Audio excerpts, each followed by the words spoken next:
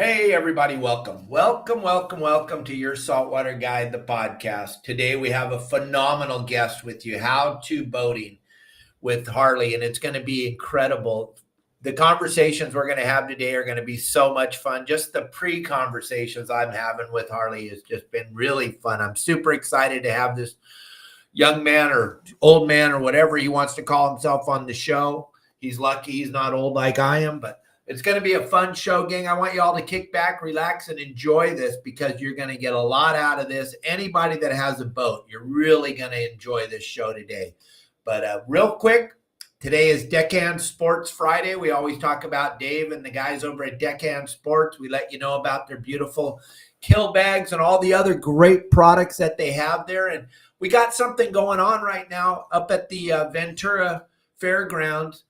The trade show that's going on up there. There is our booth right now, live at the show. The show's opening right now. It's going to be flooded with people in a little bit.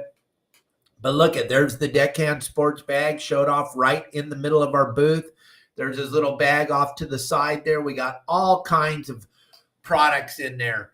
So you can come by and see. Robert will be in the booth today. Then tomorrow, Robert, Mike, and Jamie will be in the booth. It's going to be a phenomenal show up there. And right on schedule. The weather's going to be absolute garbage Saturday and Sunday. Couldn't be better for everybody that's going to the show. You're not going to miss out on any fishing. The show should be very well attended because of the weather. And then we're also doing that little contest. If you surf fish and you on either Friday or today, tomorrow, or Sunday, and then you bring in the pictures to Robert or Mike, we're going to pick one winner. And you're going to get a huge bag of swag from all of our sponsors. It's going to be a very, very good bag of swag. So it's a little tournament, little surf fishing tournament right there in front of the convention center in Ventura. So get up there, check out the show. We'll show you a banner from the show here in a little bit, let you know it's at the Ventura Fairgrounds. And Mike Lewis will be there tomorrow. He's super famous at the Ventura Fairgrounds because that's where he's done most of his racing. There it is, the West Coast Outdoor and Sport Fishing Expo, and it's going to be a lot of fun. It's going to be well attended because of the weather. They couldn't have timed it any better. The worst thing that can happen to a trade show is when they have phenomenal weather. Everybody wants to go out and go fishing, but not this weekend. We're going to be stuck at the dock. And then don't forget Don Hansen Day, May 15th. I will be there. I'll be there in the afternoon. I'm fishing all day on the Helena, but we'll be there in the afternoon for the open house. You can see all my father's boats right there next to him. You can go for a tour of any one of those boats. My sister's doing full open house to celebrate my father's life. It's going to be a great day at Dana War Sport Fishing on May 15th. And she's got all kinds of great specials running. 40% off any ticket you pre-purchase on the 15th for any upcoming trips. And on the day of, half price for everybody to go fishing on one of my father's boats that he built. So that we're celebrating my father, Don Hansen Day, May 15th. But gang, let's get this phenomenal show going. Let's bring in Harley. Harley, welcome to the show. Thanks for coming on today with us. I'm super excited to have you here. There's nobody out there that gets as much hate as I do. And then here comes Harley. Here I am. Yeah, man, it's a pleasure coming on with you. I appreciate it. I found you because a lot of my members were like, you got to look at this guy. He's doing what you're doing at a different way that he's presenting what you're presenting, Dave. He's presenting it and breaking it down and letting people understand it.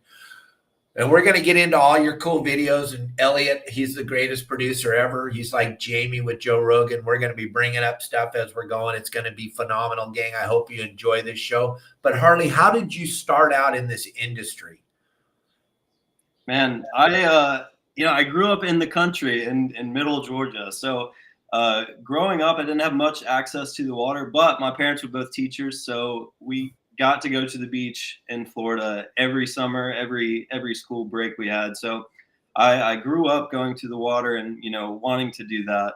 And my goal because of that is to work on boats, to work on the water in some aspect. So I went to school. I got my degree. I have 2 degrees in biology. I wanted to be a marine biologist. So I ended up doing that. I did that for a bit and decided I didn't want to spend a whole lot of my time, behind the computer, because when you're doing research and stuff, it's probably like 3/4 of the work is on the computer, looking at data, that sort of thing, and only a quarter is out on the boat. So I wanted to be out on the boat more. So I started working in Key West in 2016, working with a dive shop down there. Did some scuba diving and stuff, and eventually worked my way up to become a captain. I've worked on so many different types of boats, and I know there's a lot of people who want to learn about just everything, just general stuff from knot tying to docking, and also like, how to tell wind from water ripples. It's just simple stuff. So I try to provide that for everyone. All my media is free, so they can look up, whatever they could find. It's a little more stuff. You have my website pulled up there, so it's a little more organized right there rather than my Instagram or TikTok or Facebook, that sort of thing. So yeah, if you want to organize summation of my stuff, you can go on the website, howtoboating.com. So let's go back a little bit. You started out down in Key West. I mean, gang, if you can only imagine, that's kind of like a bucket list place for most people. Key West is kind of like a magical place. The water is gin clean almost all the time. Whenever I've been there, it's like the cleanest water. And to start out there diving, coming from the middle of the country, that's got to be kind of bitching at sea, right? It was awesome, man. I loved it. I met so many good people. I had so many good opportunities down there. Yeah, it's amazing.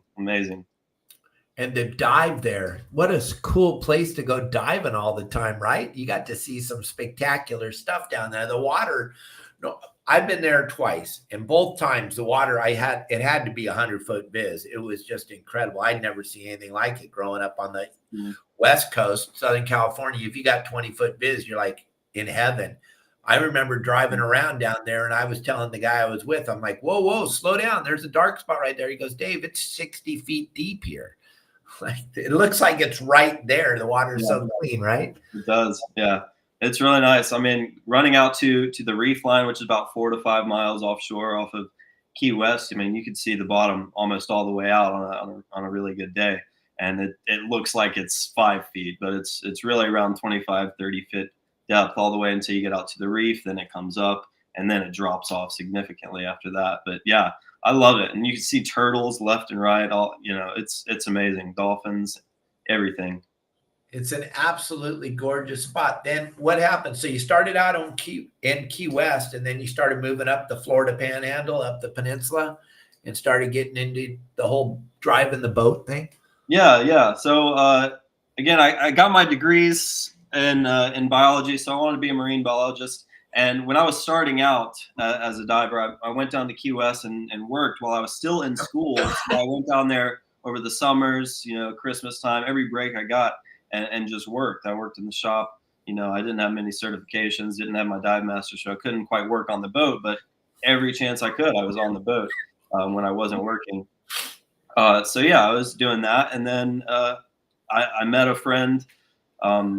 Or I met him, he became a friend. He worked for FWC, and, I got my foot in the door there to become a marine biologist. So I started working with him while I was in grad school in the artificial reef program. So we were actually diving, counting fish. I worked on their boats, which was center consoles and stuff. So I started out driving the center consoles and diving, working with that program. So that's what I started out with, and it was amazing because you got to count all the fish. You knew every fish that was in the water. It was perfect. And we went to assess the reefs, assess the artificial reefs that we put down, which is really, really rewarding. Oh, I talk about the artificial reefs on the West Coast all the time. I have a whole series of videos on my website about the artificial reef system and how. And this is going to be fun. We're going to go on to this for a little while because the artificial reef system, gang, is magical. Like Harley was just saying, the amount of fish that get drawn to these artificial reefs. But what the state of California doesn't understand, is they used our fishing license money to build the artificial reefs. So therefore, I feel that we have ownership as fishermen because they used our money to build them. Now they're closing the artificial reef system to us fishing. Why don't you help us to understand what goes into putting together this artificial reefs? You guys just don't go throw junk in the water. That's not how you guys figure out exactly where it should go, what depth of water it's going to be in to attract the most fish. Can we talk about that for a few minutes?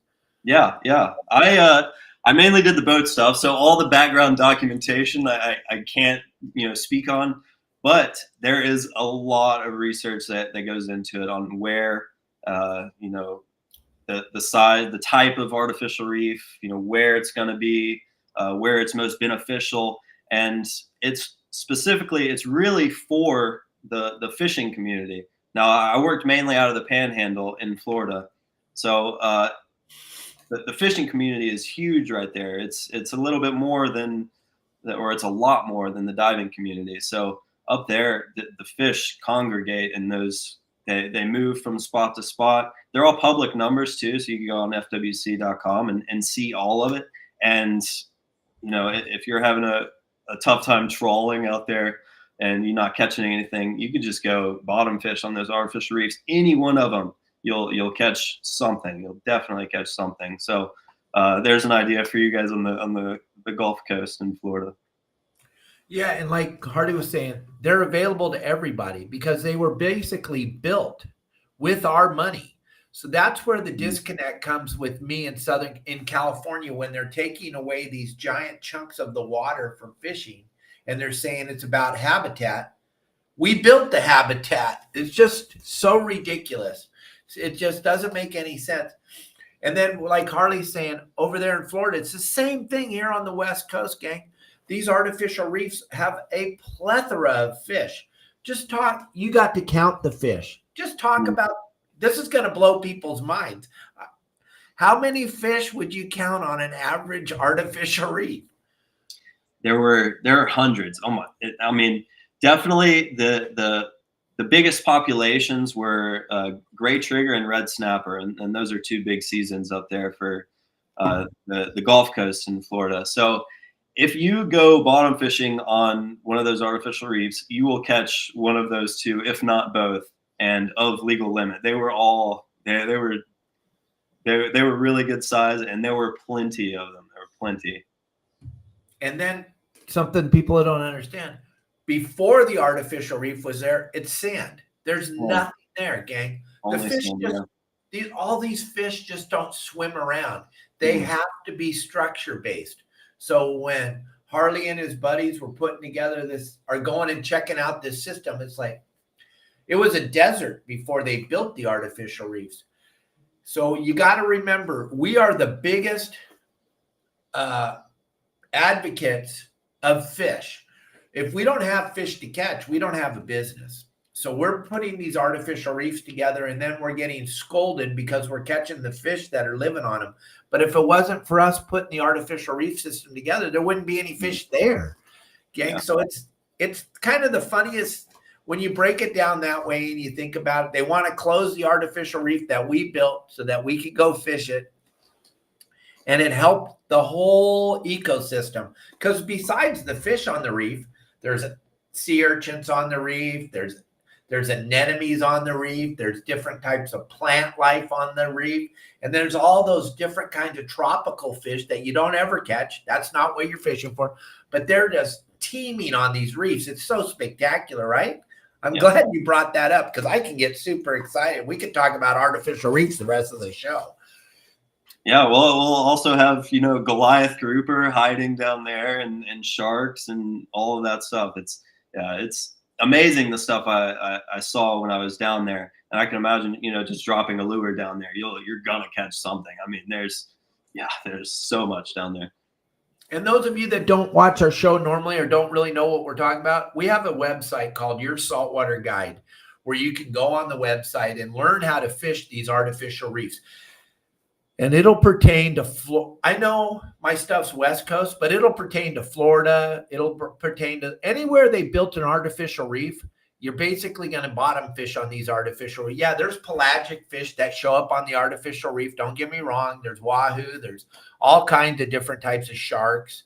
And then there's tuna that come by. Because you know why? These artificial reefs are supplying the food that all these pelagic fish want to eat. All your bait fish are starting out on these artificial reefs. It's basically a breeding ground for them.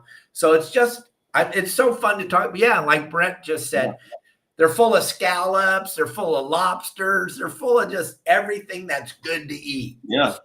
Yeah, they got to have somewhere to hide. So they use that to hide as protection. And yeah, that's why they're, hanging out, bouncing from artificial reef to artificial reef. So it's not like you're going to go to one spot and fish it all, because they just bounce around. I mean, they're always moving. They're not going to stay in that one spot.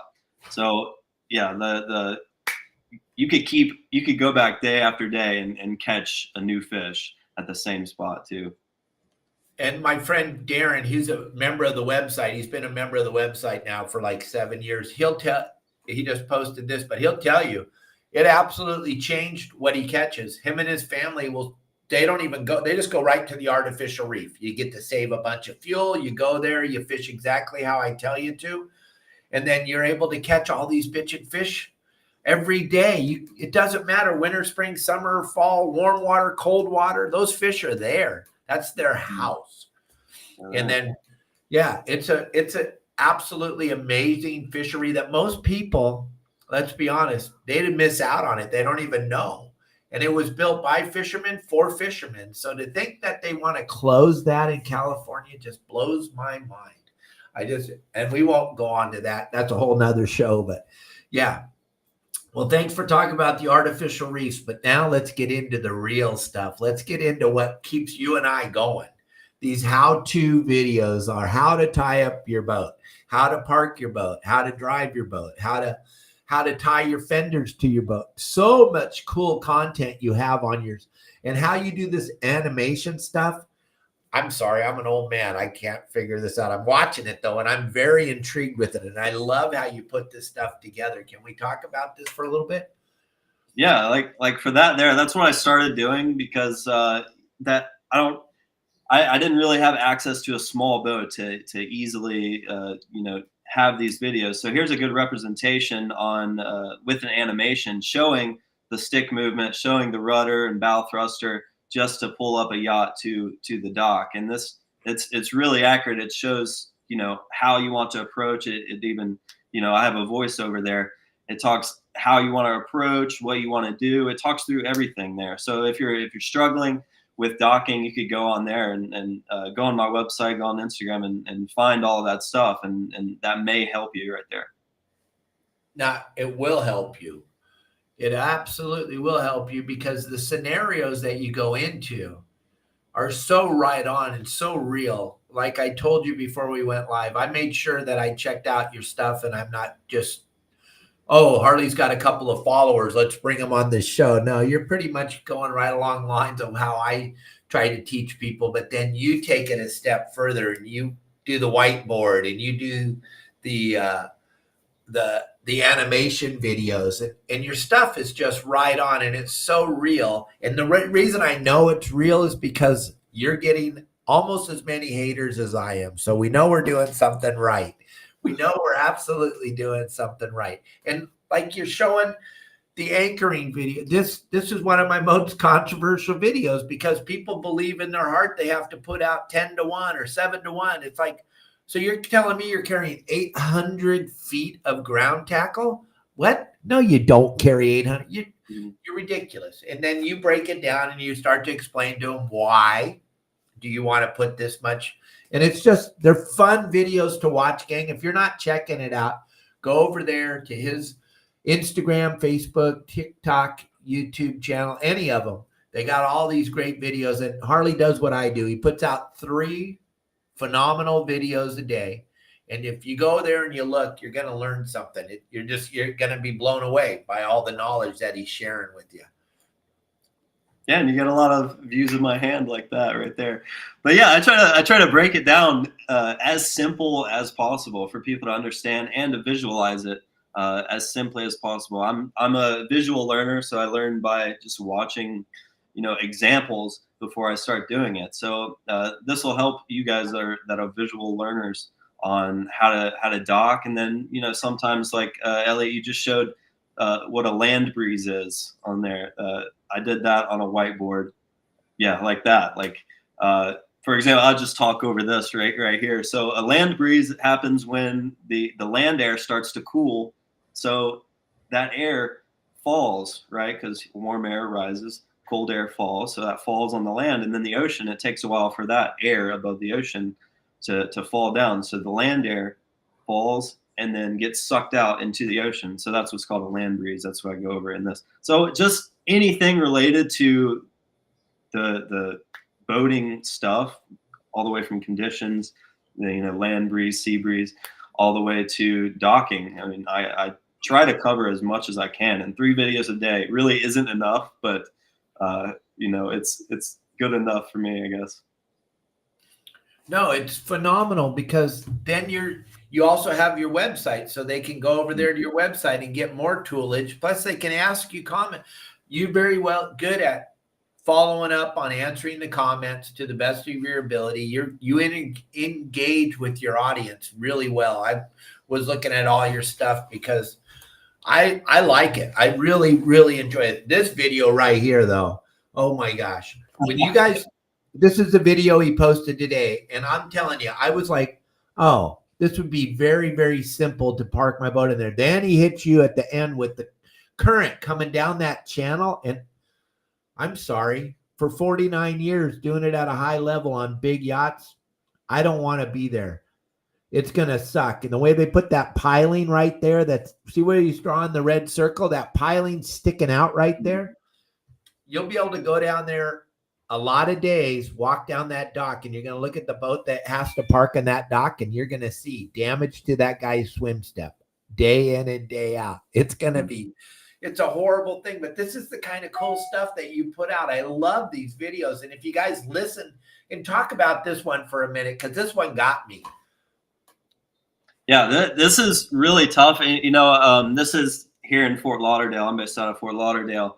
And this is the Intracoastal. This is a new marina they're building over here.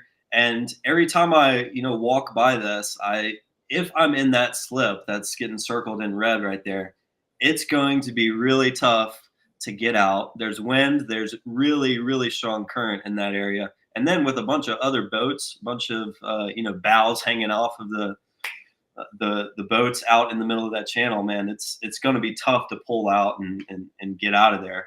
And then you see that face dock, the far face dock, it's kind of angled at a weird way.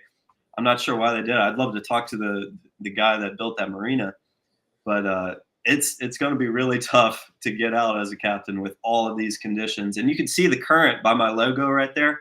You can see the current hitting that floating dock pretty good. So you can see how strong it is. And that's something that us on the West Coast, we don't have to deal with. This is the intercontinental water. What do you call it? Harley, help me out.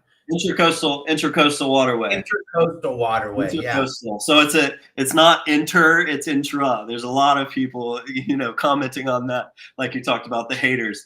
Intracoastal, because it's within the United States. Yeah, heaven forbid we use a wrong word in our videos. Boy, that would be it. Yeah.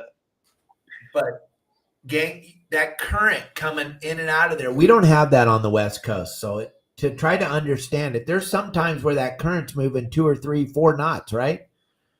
Yeah, it gets really, really tough.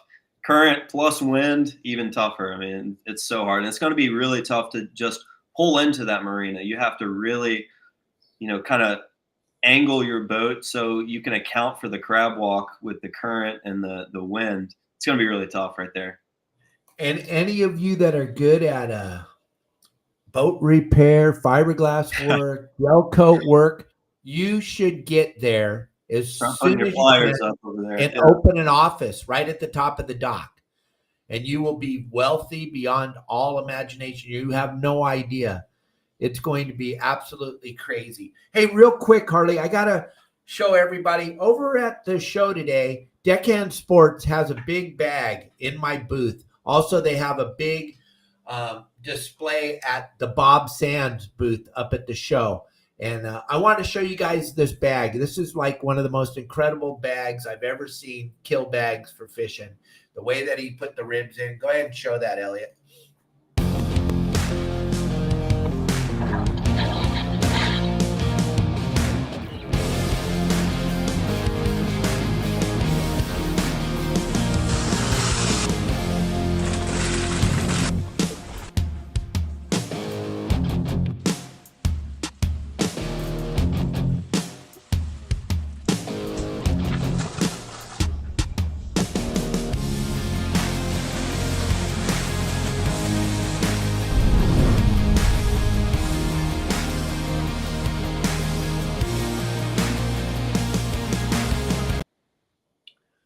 Isn't that cool? That is such a phenomenal bag, you guys. That bag, it's going to, whatever size, he's got up to, I think he's got the one that'll hold the 200-pound bluefin, and he's got the one that'll hold your 7 legal lobsters. We showed him off on the live shows every day. Dave has gone way beyond the call of duty. These bags do not leak. They do not cause any condensation, which is a huge, and then look at those ribs.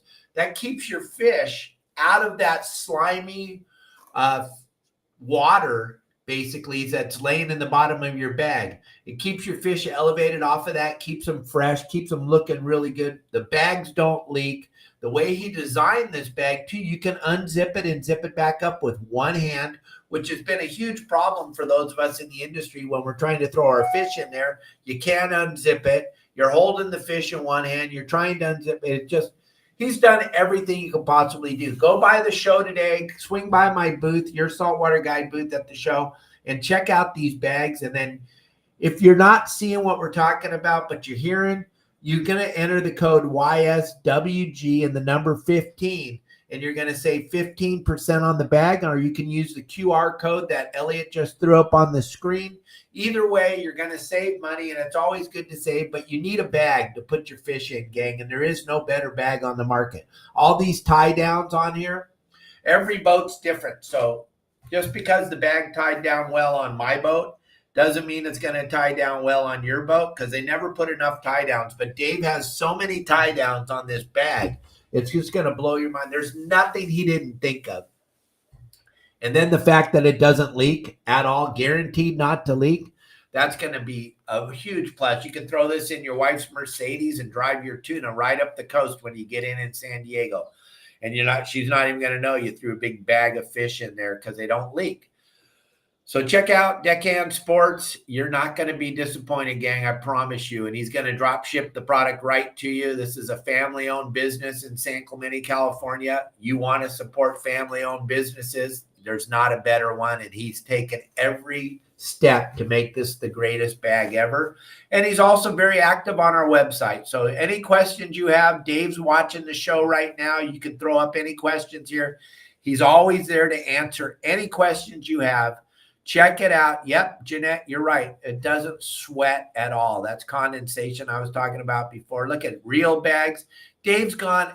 He's got look at that little backpack that you were just showing for a second, gang. That's the one that Elliot and Justin and I were showing you. Throw your legal lobsters in there and carry them home. It's a crazy bag. And the ice lasts so long in this bag. It's a phenomenal product. I can't talk about it enough. And everybody that you see that's members of my website, they all got the bag. There's no reason to not have it.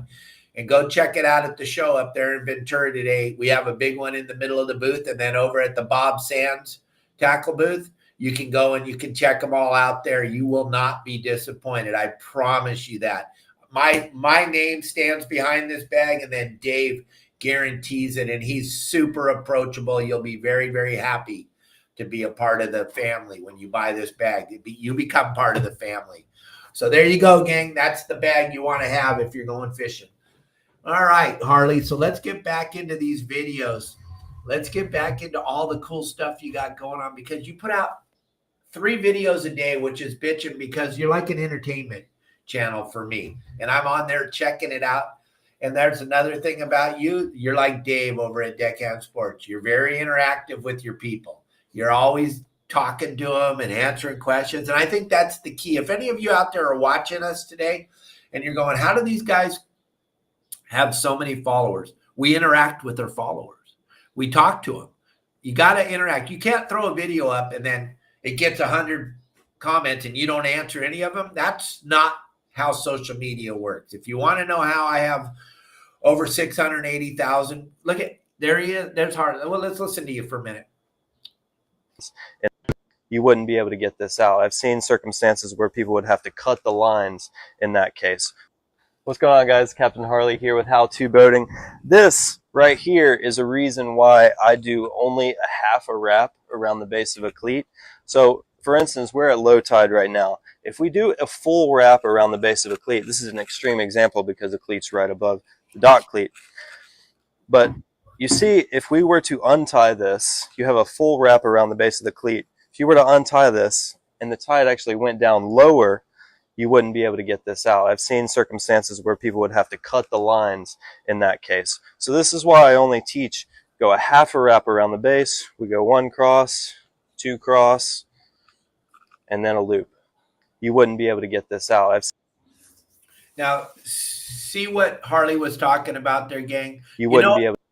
Elliot and I's #1 video, the one that's had, I don't know, 70 million views, how to tie your boat to the dock. I teach that halfway around because of the fact, like Harley said, if you go all the way around, and I don't know, Elliot, what do we got? 30,000 comments on that video, and probably 29,000 of them tell me that's the wrong way.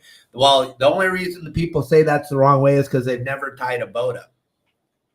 Because if you do it all the way around, when you go to untie it, that thing's locked on to itself, right, Harley? It's locked on. You're not getting it undone. Like you said, you're going to have a hatchet. Yeah, I you know, like I said in the video, I've seen people have to cut it, which is crazy. You know, waste of a line right there. So just prevent it by tying it correctly. And even you know, I get some comments on there on that video talking about, well, if you know, tied it, you know, better, you know, longer line, it won't do that. And it will do that. If you had a long spring line, even when the tide rises or lowers, you won't be able to get it off. It'll be pinched in there. So yeah, I try to teach with extreme examples showing what could potentially happen in those circumstances to try to break it down as an easier visual for everybody. Well, no, you do a phenomenal job explaining where I'm kind of an older guy and I don't really slow it down that way. You explain it a little more with a little more love in your voice, maybe is what I'm trying to say. But your videos are incredibly informative, and I like the way you put them together, and I like the way that you do it. Mine are done with a lot more sarcasm, to be perfectly honest, but that'll happen to you too when you're 62 and you've heard all this stuff from so many people. You'll start to get that sarcasm too. The funniest thing for me is to look, and I look at your videos and I go, oh my gosh, they make the same comments to Harley that they make to me. And then I go and I look at who the people are and I go, yeah, look at that guy. He's a truck driver from Nebraska. He's never been on a boat, but he's telling me and Harley that that's not how you do it because his sister's brother's aunt's cousin doesn't tie it up that way. But there's so many great videos on there. What are one of your favorite ones on your how-to boating? You know, I love all of the docking videos. So when I'm actually physically out on a boat docking or teaching someone to dock, those, in my opinion, are my favorite videos. They're a little bit tougher to make, and sometimes I get a little too focused on docking rather than teaching when I'm docking. But those are my favorite to make, and hopefully it gives you a good visual because you'll be able to see the throttle, see the engines move, see the steering wheel, and you can see everything I do to get that boat on the dock right there. And that's what we're talking about, gang. His videos are so well put together. So he thought about every part of this docking thing. Then if you listen to him. It's over there.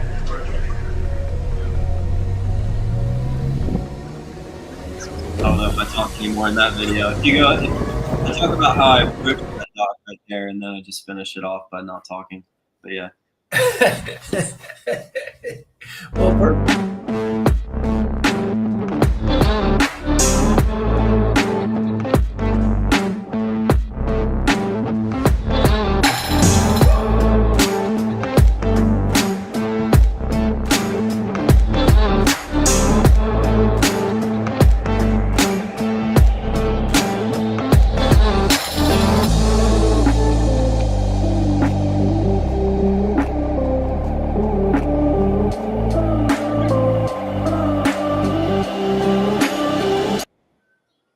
yeah, so that was a good one. That was with one of my clients, so I just put music over it to try to, you know, respect some boundaries there. But yeah, that was with a client on a 52 Hatteras or a 58 Hatteras. It's, yeah. Here's where I teach. Yeah, you could listen to this. In and out of forward. The bow starts to swing a little. We're going to help that with a little bit of the bow thruster. Bump in, port and forward. Get the stern away from the dock.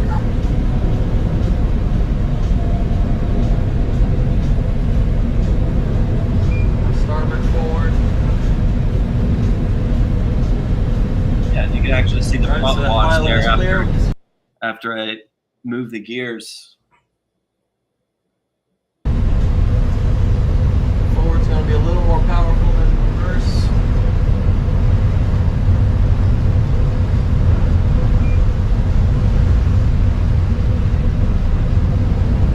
Going to feather those throttles as we spin out.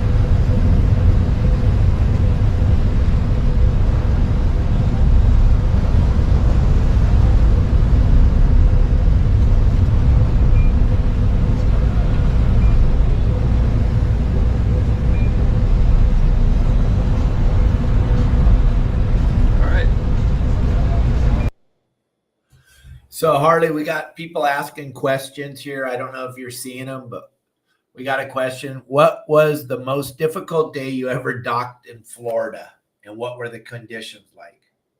I have a lot. There's a lot of, you know, engine failures, that sort of thing, where I'm docking with, you know, backing into a slip on a 120-foot, you know, monohull with one engine around another boat, you know, with a north wind. There's a lot. But without engine failures, without that, it would be something similar to like what we showed earlier in the Intracoastal Waterway in Fort Lauderdale, where you have the current, which is ripping. It was probably about 3 knots, and it was probably about 25 knots of wind out of the northwest, which is, you know, weird for this area, but it was a storm, and I had to dock on the starboard side with the current rushing from stern to bow, and then that current or that wind was coming over my starboard quarter, so I had to feather my way in to the dock to get on the dock, because that wind and that current was just pushing me off. So I had to use some power right there, and that was on another 100+ foot yacht right there. So that was really tough and nerve wracking. But since I've been through so much of that, you know, bad weather days, engine failure days, you know, I have full confidence and I know what I need to do, and you know, I could help explain and help teach it just as well. And that's the thing we get. You and I get a lot of questions. Oh, try it on a windy day. Try it on. Listen, we're never going to send you out on your boat on a day where it's blowing, it's a storm, and there's all this. We're going to teach you how to park your boat on a nice, calm day, because you have to get confidence and put it in there. We're not going to have like my video right here. Everybody says, oh, you should have done it on a windy day. Really? Why? Do you really in your heart believe I can't dock the boat when the wind's blowing? Are you out of here? But that's not when we're going to teach. If I come down to do a teaching day and it's blowing, we're not even going. I'm just going to tell you, hey, let's do this a different day. I want you to go out there where you can get some confidence in your boat, to where you can dock the boat in perfect conditions. And then as things start to evolve, but I'm going to always tell you, go look at windy.com. See what the wind's doing. See what the weather's doing. Don't go out there on a windy, crappy day when you're going to go try to learn, right? Yeah. So exactly. Yeah. On those days, you get to really understand the premise of how to dock. You get to understand exactly, you know, if you have a twin engine outboard, you get to put that starboard engine in forward and feel that boat move a little bit. Put that port engine in forward and feel that boat move and spin a little bit. So you could really tell how your boat maneuvers in those days where it's dead calm. And then when it gets to tougher and tougher conditions, you could use that to your advantage, because, you say, okay, I know what happens when it's calm. So let's try this in rough conditions. So as you experience more and more rough conditions, you get more and more confident in your boat handling. And that's just something I've gotten to. I've experienced every condition on every different type of boat just about. And yeah, that's why my confidence is through the roof when it comes to docking and comes to teaching this kind of stuff. And then boat maintenance is a huge thing. And one of our members is just talking about that. But boat maintenance is one of the big factors in what we're doing. Harley's never going on a boat that wasn't maintained. He doesn't want failure. You don't want failure. We're going to look around. We're going to check your things out. And that's why I talk about it probably 5 or 6 times a year, is how important boat maintenance is. Getting into your engine room and looking around. I don't care if you don't know how to fix it. Go down there and look around. You'll be able to tell what's not working and what is working, and the lack of maintenance. If you go down in the engine room and it's all full of oil right when you get down there, you already know. Look at this video. There's some maintenance going on here. Yeah, I saw that when I was going through your page the other day. Yeah, there's just stacking up with 2x4s. But it works, man. It works. And then whatever they found laying on the ground, baby, Jenga. Yeah. Yeah, that's amazing that it holds up. Big thing. But yeah, maintenance is a huge thing. Boat maneuverability, to learn how your boat reacts when you put the right one in forward and the left one in reverse. And I use right and left, and I know I get condemned, but I'm talking to normal human beings that bought a boat, never been on a boat. They don't, if I say starboard or port or bow or stern, Harley, I lost them. We're crashing into the dock. And that's one thing I go over, and I differentiate, port and starboard steering. I say steer to the right and steer to the left when I'm guiding somebody to dock. So when it comes to steering, I say steer to the right, turn the wheel to the left. But when it comes to the throttle movement, that's when I say, port and starboard. So that's when at least I ask them, I make sure that they have some sort of understanding of port and starboard, so they could just react after I say, okay, starboard and forward, and, turn the wheel to the left, so that they know right away what to do. Because if I say, put the right one in forward, then they're like, oh, what do I do? Turn right. And yeah, it gets confusing for them sometimes. So that's all stuff that I think of to try to make it easier for the learner in this case. And sometimes it could get really tough with really bad conditions. Sometimes it's pretty easy and people catch on really quickly. Right. The normal person, though, doesn't know right from left, let alone port from starboard. The way I've always done it is they see me or you do it with one hand, click, click, click, click, and they're like, oh, I want to do that. Well, let's figure it out first. Let's put our right hand on our right shifter. Let's put our left hand on our left shifter and keep them there. We're not going to touch the steering wheel today. I'm going to teach you how to walk the boat back and forth. And I'm never going to use port or starboard. I'm sorry. I've taught so many people for so many years. And the minute you start going, put the starboard one in reverse, starboard one. All right. Next time, put the right one in reverse. Oh, okay. I understand that. And that's why I do it that way, gang. And I know I get a ton of hate from people. Oh, you don't even know starboard from port. Okay. Yep, you're right. I don't know. But they those people haven't done for lack of better words, market research for, what works the best when you're teaching somebody. So that's where we come in, and our background allows us to figure out what's the best thing to say in a certain situation. Right. And when you're making your animated videos, you can use those type of words because you're teaching the people, you're teaching them bow, stern, starboard, port, what that all means and what that all comes together. But when you're out there on the ocean or out there on a dock and the wind's blowing a little bit and that current's flowing and you're looking at your guy and you're like, he doesn't understand. We got to go port. We got to go left, right, bow, front, back. We have to, gang. That's just part of the deal. And if you have never taught you would never know. So just relax when you're making those comments. I promise you, I know port from starboard and right from left, and I know bow from stern. I really do. And I know that a rope is a line and a line is a rope. And I know all those technical things. I know, you know, but if I tell you to go grab a line, the next thing I know, the guy's grabbing me a white bag of stuff and we're down in the, I just want you to grab the ropes. I just want you to grab the ropes. Yeah. The differentiation there too is you have and then you're on sailboats, then you got the sailing crowd, which if they're attached to a sail, then it's a sheet. So it's you gotta work with all of these guys. You're never right, but you know, try to speak to the person that needs to be needs to be talked to. So and that's the learner. And with my videos and stuff, I try to break it down in the most simplistic way possible for them. And don't you notice?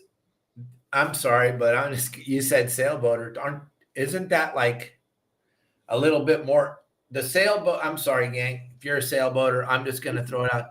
They're just a little more arrogant. They just think they're pissed that they didn't get what they voted for. They got the zombie dude, and so they're already mad. And then they just act like they're just so much better than because they're on a sailboat because the wind is free. I don't know. I don't know.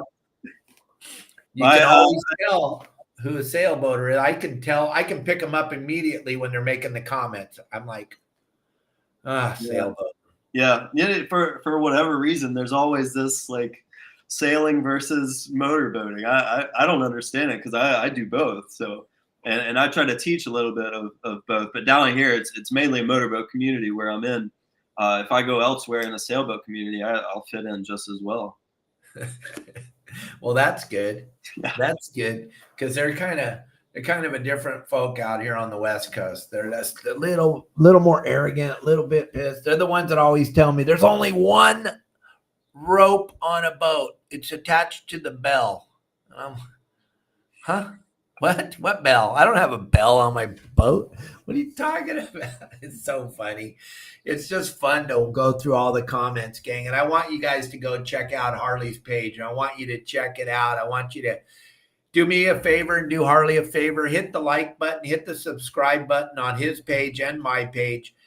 I don't say it enough. Elliot constantly reminds me, you got to help him out and tell him, hit the like button, hit the subscribe button, hit the notification. All that stuff helps me and Harley to do what we get to do every single day on a daily basis. And those things that I just asked you to do, they're absolutely free, but they help us. They help build the algorithm. They help push our videos out there so that more of the people can see them and enjoy the great content that the two of us put out.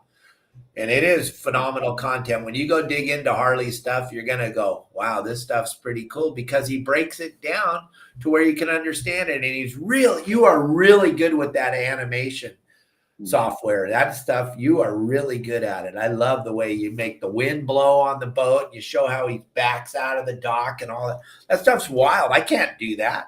I wouldn't even know how. And I'd have to give Elliot a couple more $100,000 a year just to make them for me. Yeah, it's all about providing value, man. That's why we both have the following we have is because we're providing value for the viewer. You know, they want to learn, they want more, and hopefully, you know, we provide enough value to have a lifetime of success like this. Now, my good buddy Tim Ogilvy, he's a very good friend of mine. He's asking you a question about proper knot to tie the fender or the bumper if you're on a sailboat, fender if you're on a powerboat. What's the proper knot you're going to tie? And you have that video. I've seen it. It depends on what you are going to tie it to. I mean, there's the cleat hitch. You would tie it like a normal cleat. If you want to hang it from there, if you want to hang it from a rail, it would be a clove hitch. So you could go through and look at all of my stuff on the site and see what I would do in certain circumstances. And a lot of the stuff is circumstantial, and I try to break down every circumstance as well as possible.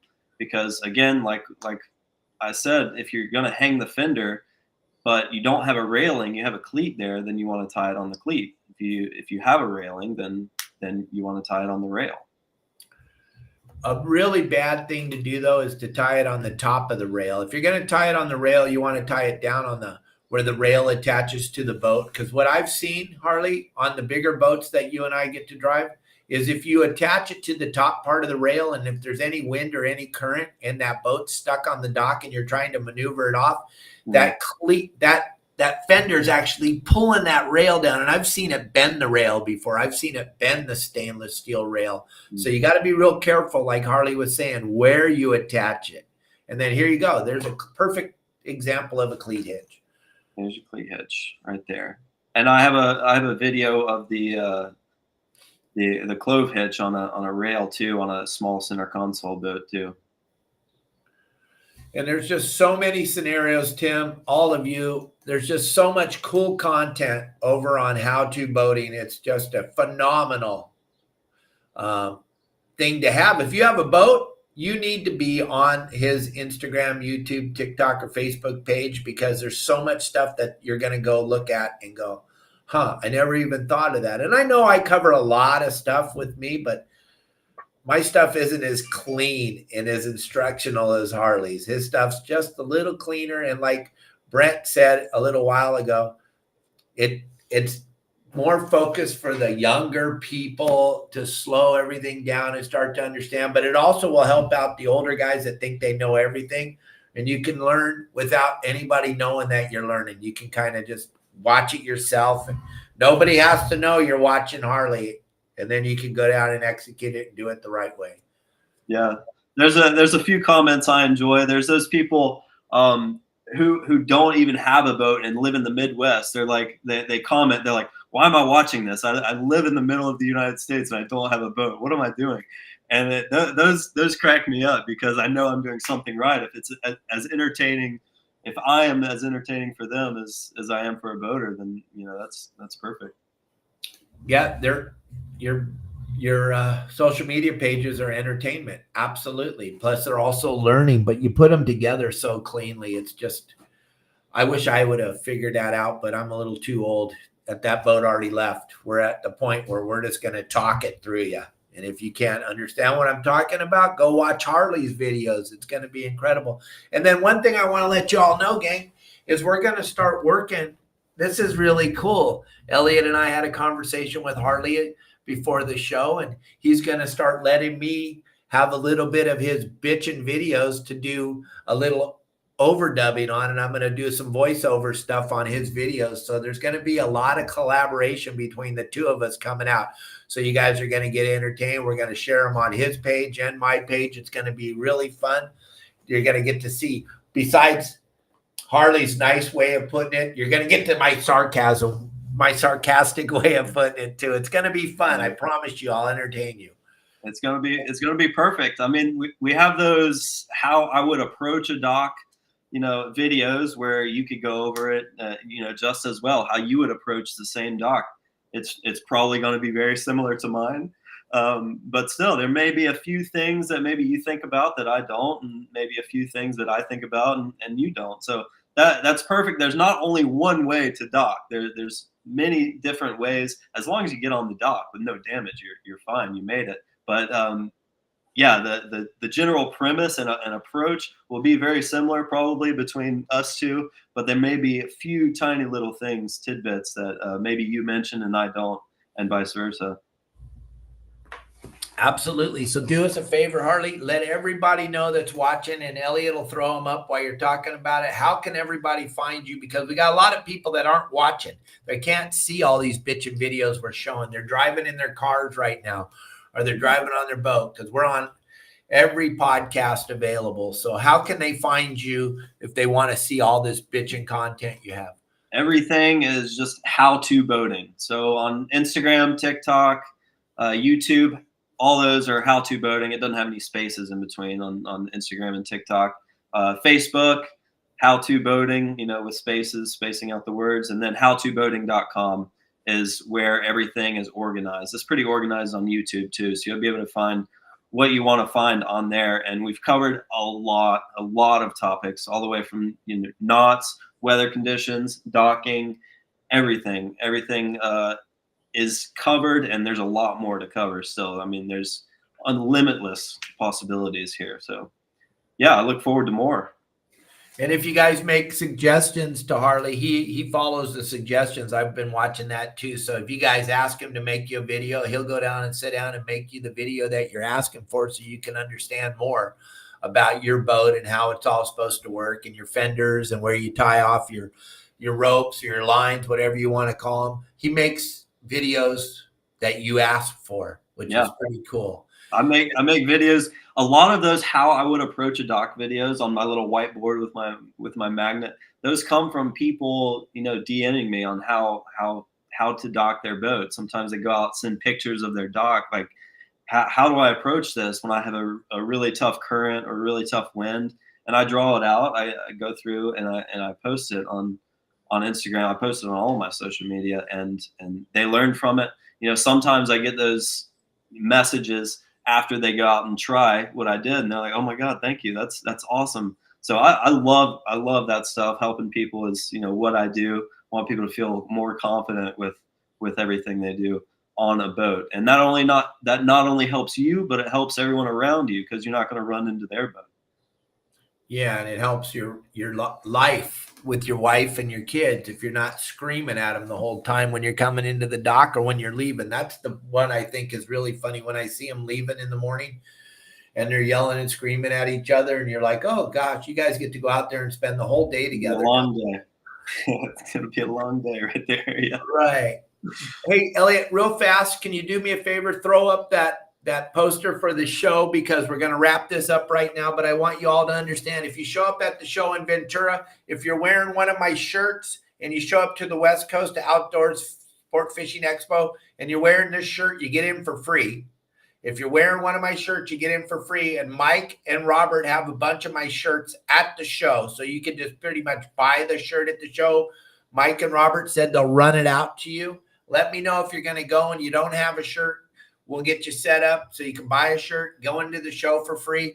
They got all of our sponsors have product at the show. You can go check it out. Okuma's and Promar and Deckhand Sports and Okuma are all got products at the show. We have Okuma reels there. We have the Deckhand Sports bag back there. We got plenty of giveaways from Promar for the children if you bring them to the show. Stop by the show, and then we're running that tournament starting today. Surf fishing tournament out in front of the convention center. You catch a big fish, all you got to do is take a picture of it. You don't have to kill it. Take a picture of it, walk inside, show it to Robert or Mike, and we'll pick one of you with the biggest fish to win a big giant bag of swag. Harley, thank you so much for a phenomenal show. I really had a good time. I can't wait to work with you some more and do some more fun stuff with you. Likewise. It was a pleasure. And Elliot, once again, thanks for producing a phenomenal show. Without you, I'm just Dave Hansen. But because of you, I'm your saltwater guide, and it makes it really fun to be your saltwater guide. Check out my bitchin' website, gang. If you're tired of sucking at fishing, you'll never have to suck at fishing again unless you're totally into it. And I don't care if you're in Florida or if you're on the moon and you're going to fish, I can help you. So check it out, yoursaltwaterguide.com. Everybody have a wonderful weekend. Turn off the news. Remember, they're all lying. This is the only place